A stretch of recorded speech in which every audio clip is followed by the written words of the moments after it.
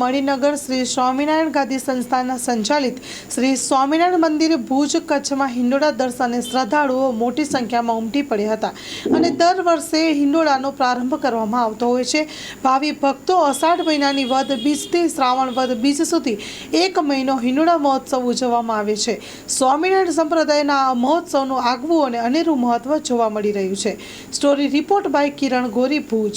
જય સ્વામિનારાયણ। મારું નામ વિધિ ઠક્કર છે। હું ભુજથી જ છું। સ્વામિનારાયણ મંદિરે ડેલી મારો નિયમ છે કે બને ત્યાં સુધી ટાળીએ નહીં, અને એમ થાય કે ટાઈમ થયો એટલે ડેલી મંદિરે દર્શન કરવા નીકળવાનો। એટલે અમે હિંડોળા દર્શન આવ્યા। એટલે મારો જેમ જન્મ થયું એમ સમજી લો કે મારો જન્મ ભુજમાં જ છે ને 34 વર્ષ જેવું થયું, પણ મારે યાદ છે એ પ્રમાણે કે જેમ મારે સમજ આવી તેમ 30 વર્ષ તો સાચા જ, કે 30 વર્ષથી અમે ડેલી જ્યારે હિંડોળા દર્શન ત્યારે તો અમે આવીએ જ, પણ આમ પણ રહેવાનું નજીક છે એટલે આવતા જતા દર્શન માટે તો આવતા જ હોઈએ।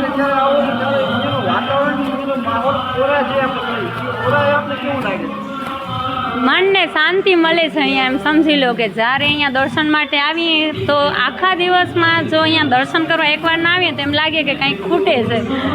એટલે ડેલી નિયમ થઈ ગયું છે કે જ્યાં સુધી દર્શન કરવા ના આવીએ ત્યાં સુધી મનને શાંતિ ન મળે।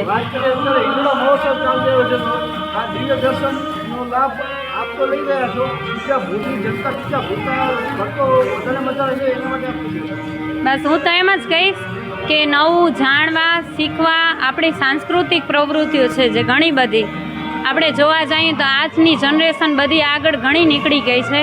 જે આજે આપણે જોવા જઈએ તો લોકો ઘણી બધી વસ્તુમાં આગળ છે, પણ આપણી આ મેન પણ વસ્તુ છે જે જોવા જઈએ તો સાંસ્કૃતિક આપણી કે ડેલી દર્શનનો તો માહોલ બધા આજે લોકો ઘણા ધાર્મિક છે જે નીકળે છે ને જતા જ હોય છે, પણ હું તો આજની જનરેશનને કહેવા માગું છું કે બને એટલું, ભલે આપણે આજની જનરેશન પ્રમાણે જોવા જઈએ તો ઘણા પ્રગતિ કરી ગયા છીએ, આગળ વધી ગયા છીએ, સમય નથી ફાળવી શકતા ખુદ માટે, તો ડેલી બસ વધારે ટાઈમ ન મળે તો કાંઈ નહીં, પણ 5 મિનિટ કે 10 મિનિટ તમે ડેલી મંદિરે એકવાર જાઓ, દર્શન કરો, આપણા સાંસ્કૃતિક કાર્યક્રમો જે થાય છે એને માણો, જોવો, સમજો, આગળ વધો।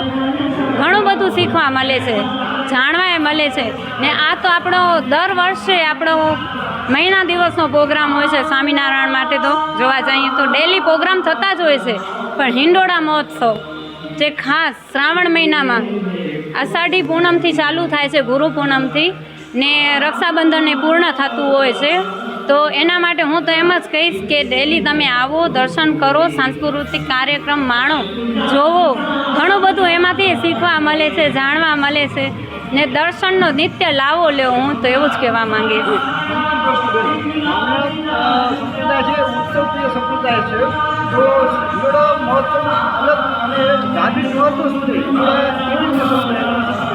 એક જ મિનિટ હું સમજી ફરી કહેજો ને સવાલ તમારો।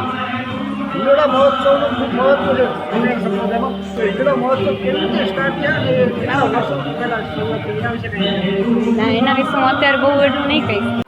સ્વામીજી વાત કરીએ તો સ્વામિનારાયણ સંપ્રદાય છે ઉત્સવપ્રિય સંપ્રદાય છે। દર વર્ષે અવનવા ઉત્સવો થતા હોય છે, ત્યારે હિંડોળા મહોત્સવનું ખૂબ જ અનેરું મહત્વ છે, ત્યારે આજના પ્રસંગે આપ શું કહેશો? હિંડોળા ઉત્સવ વિશે તો સર્વાવતારી શ્રી સ્વામિનારાયણ ભગવાન જ્યારે મનુષ્ય રૂપે દર્શનદાન આપતા હતા ત્યારે વૈરાગ્ય મૂર્તિ સદગુરુ શ્રી નિષ્કાંત સ્વામીએ 12 બારણાનો હિંડોળા વડતાલમાં બનાવ્યો હતો અને 12 સ્વરૂપે ભગવાને તે સંતો અને હરિભક્તોને દર્શન આપ્યા હતા, અને એ પરંપરા અદ્યાપી પર્યંત સ્વામિનારાયણ સંપ્રદાયના તે મંદિરોમાં દર વર્ષે અષાઢ વદ બીજથી માંડીને શ્રાવણ વદ બીજ સુધી 1 મહિના સુધી તે વિવિધ પ્રકારના બધા હિંડોળા પૂજનીય સંતોના સાનિધ્યમાં સંતો ભક્તો બધા સાથે મળી અને એ ભગવાનને પ્રસન્ન કરવાને માટે, રાજી કરવાને માટે ઉજવે છે। અને આ હિંડોળા પર્વમાં હરિને હૈયાના હેતથી હિંચોળવાનો જે અલભ્ય લાભ દરેક દર્શનાર્થીઓને એ પ્રાપ્ત થાય છે, ને દરેકની ભક્તિ એ ભગવાનને સમર્પિત ભાવે કરીને એ પોતાના ભગવાનને રાજી કરવાને માટે તે ભક્તિ હૃદયથી પોતે કરે છે।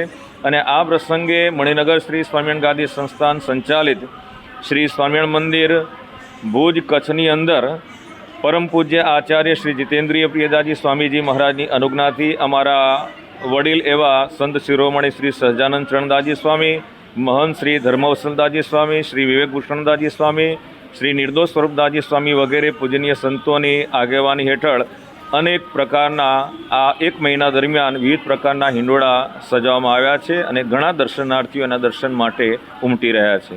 જી સ્વામીજી, વાત કરીએ તો હિંડોળા મહોત્સવમાં અત્યારે બાળ કલાકારો અને આપણે યુવા ભક્તો પણ ખૂબ જ સારી પ્રતિકૃતિઓ અવનવી પ્રતિકૃતિઓ દર્શાવતા હોય છે. એના વિશે બાળકોને અત્યારે કંઈક ને કંઈક વિવિધ પ્રકારના તે રમતગમતના સાધનો પણ જોઈએ તો જેથી કરીને એને આકર્ષણ થાય અને એ લઈને સીધા ભગવાન પાસે પણ દર્શનાર્થે આવે, કારણ કે એને નવી નવી કંઈક જિજ્ઞાસા હોય, એની ઈચ્છા હોય કે આમાં શું જોવા મળશે, તો સાથે સાથે અહીંયા પણ એ બાળકો માટે પણ રાખવામાં આવેલું છે અને ત્યાંથી પછી ભગવાનના દર્શનાર્થે પણ એ આવે અને હિંડોળા ઝુલાવી અને ભગવાનની પ્રસન્નતા પણ પ્રાપ્ત કરે અને જીવન ધન્ય બનાવે. સ્વામીજી, અંતિમ પ્રશ્ન, હિંડોળા મહોત્સવનું દર્શન કર્યા બાદ જે પાસે આપણા જે કેરીઓ છે, બીજા વસ્ત્રો છે, એનું શું મહત્વ છે અને કેટલા વર્ષો જૂના છે?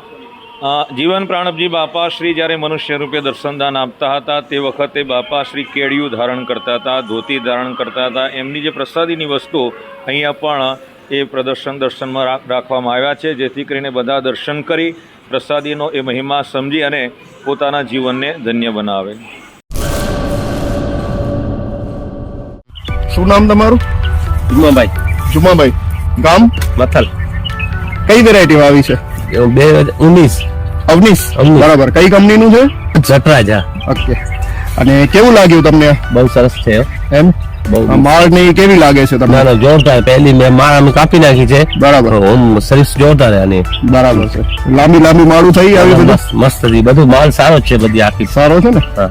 અને પેલી ડાળી તમે કાપી નાખી એટલે પછી ફૂટ વધી કે શું થયું? ના, પોટ જામ માંથી એક દાળ માંથી જામ માલ નીકળી જો તમે દેખાય છે. બરાબર છે. આમ નીચેથી જ ઘણી બધી ડાળીઓ ફૂટે છે એવું દેખાય છે. ના, પોટ સારી જ છે. બીજ સ્ટાન્ડર્ડ છે. પેલી વીણીનો માલ છે કે બીજી વીણીનો? ના, ત્રીજી વીણીનો. ત્રીજી વીણીનો ઉતાર નાખ્યો. 2 વાર ઉતાર નાખ્યો છે એમ ને?